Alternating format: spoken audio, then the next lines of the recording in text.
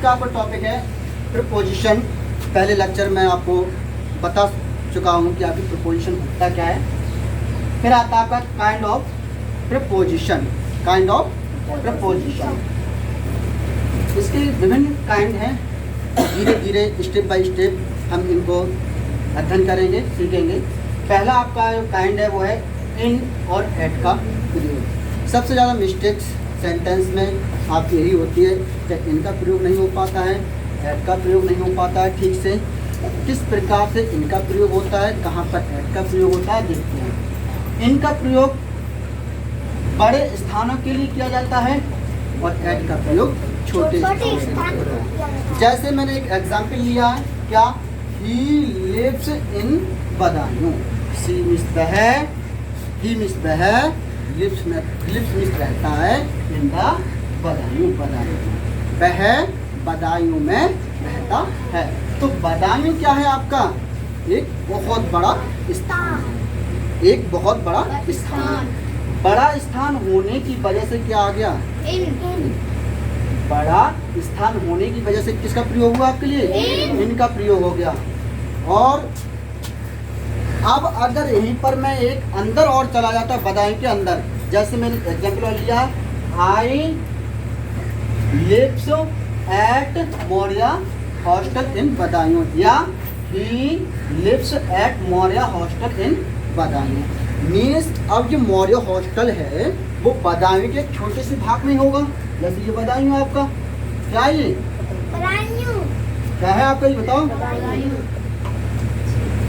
बदायूं, बदायूं के अंदर एक छोटे से टुकड़े में ही तो होगा क्या, मौर्य हॉस्टल।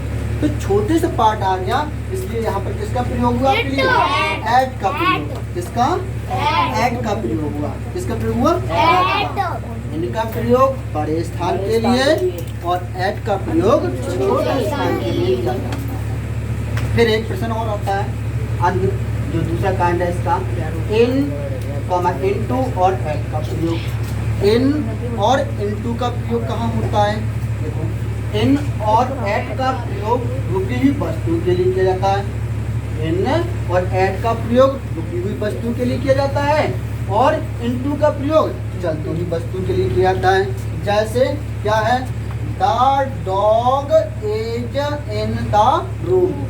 डॉग है वो रूम में बैठा हुआ है, कहीं ना कहीं बैठा होगा, या सो रहा होगा या रो रहा होगा, हमें नहीं मालूम है। तो एक स्थान पर ही, ठीक है, छोटे से स्थान पर है, तो वह आराम से बैठा हुआ है, चाहे सो रहा हो, हमें नहीं मालूम, ठीक है। इसमें कोई ये दिखाया ये मूविंग कर रहा है, नहीं कर रहा है, इसलिए यहाँ पर किसका प्रयोग हो गया, इनका। और अगर कोई व्यक्ति, जैसे मैं दौड़ रहा हूँ, तो मैं क्या कर रहा हूँ, गति कर रहा हूँ, एक स्थान से दूसरे स्थान तक पहुँच रहा हूँ, वहाँ पर किसका प्रयोग हो गया, जैसे क्या निकला, इन और इनटू का प्रयोग और एट का प्रयोग।